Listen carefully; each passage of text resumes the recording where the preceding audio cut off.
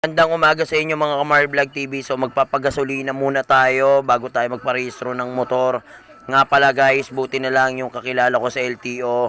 So nasabihan kagad ako at syempre okay. So yung smoke nga pala dito ko manggagaling sa Valenzuela LTO. Ayan okay. So pero yung rehistro doon mismo sa may Caloocan LTO sa may Malabon, doon ako magpaparehistro ng motor. Dito lang ako nagpa-smoke sa Valenzuela kasi dito medyo mabilis dito.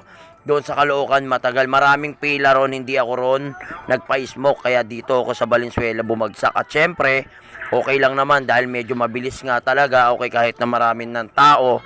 Okay, eto nandito na ako sa Caloocan LTO para bayaran yung ating rehistro. Eto na guys, nandito na ako sa may counter Windows 7 at eto finally nakakuha na rin natin sa wakas at pauwi na nga ako guys.